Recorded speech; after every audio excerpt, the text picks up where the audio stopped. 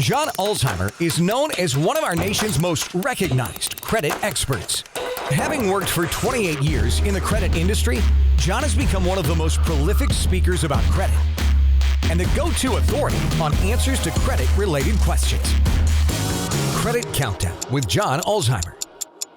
Hello, this is John Ulzheimer. I am a consumer credit expert, got over 30 years of experience in the credit industry. I've spent time at FICO, which is the company behind the FICO credit scoring system, and Equifax, which is one of the three generally recognized credit reporting agencies in the U.S. Oof, easy for me to say.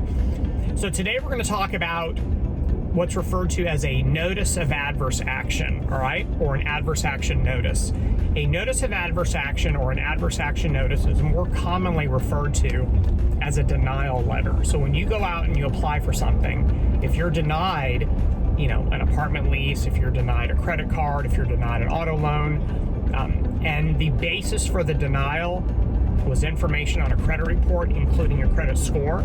If that occurs, if that scenario, the denial where the basis is credit related, then there is a requirement in the Fair Credit Reporting Act whereby the lender has to provide you, the applicant, with a notice of adverse action or a denial letter. Now, the reason they're sending this letter to you, A, it's required, so they have to send it to you, and B, the notice includes a ton of information that's actually really, really helpful for you, the applicant, to get a better understanding of why you were denied. The notices is what's referred to as a form notice, and if you've never heard that term before, a form notice means that the notice has to include specific attributes, right? It's a form, meaning that all lenders can use the same exact version of the notice, and as long as it includes the same required disclosures, then they're in good shape and they're complying with their requirements to provide an adverse action notice. But generally speaking, the notice is going to include a variety of things. Number one, it's going to let you know that you've been denied, obviously. It's usually called a statement of credit denial, but they don't necessarily all have to be called a statement of credit denial.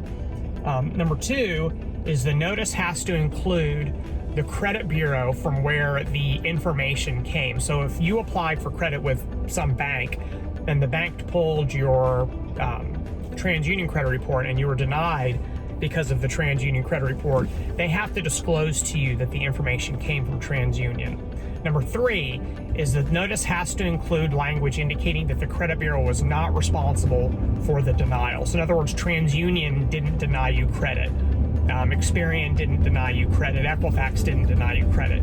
So there's going to be some language in the letter that indicates that the credit bureau, even though they were the source of the information, they were not the party that denied you. That was the lender that denied you.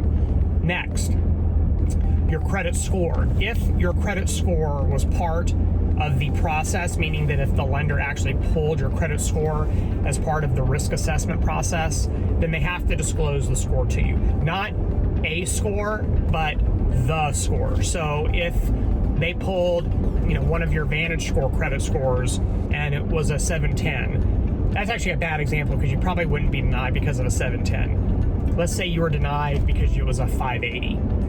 Or if they pulled one of your FICO credit scores and it was, 600. And let's just say that you were denied and the score was part of the basis for the decision. They have to tell you what the score was. So they have to disclose the 580. They have to disclose the 600. In addition to that, they have to disclose the range of the score, and it's usually going to be 300 to 850, but not always.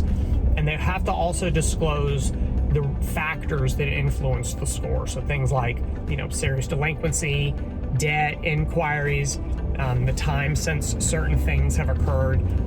They have to disclose that to you as part of your notice. And then number five is they have to disclose your rights to you. So you have a right to get a copy of the credit report. You have the right to dispute information with which you disagree. So your normal credit-related rights.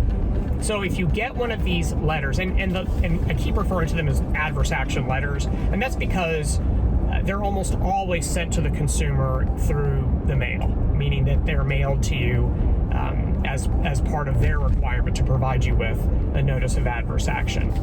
If you get a notice of adverse action, it simply means that you've been denied. Now, you can certainly go back and ask for more specific reasons. What was it from my credit report? What score did I need to get? How far off am I? And get some more context as to the denial. And then that gives you perhaps a better idea as to whether or not you're in the ballpark, or if it's even realistic to reapply anytime soon, or if you do need to go through some sort of credit rebuilding process before it's a good idea to reapply. Because what you don't want to do is you don't want to apply for some sort of credit, get denied, and then go out and kind of take a shotgun approach, just apply over and over and over again and just load up on a bunch of these denial letters. That doesn't do you any good. It's very disheartening. It's frustrating because all it does is generate a bunch of these denial letters. So if you have any other questions about adverse action notices, please drop them in the section below. Thank you very much for watching, and have a great rest of your day. We'll talk again soon. For more videos and credit tips from John Ulzheimer, go to www.tradelinesupply.com.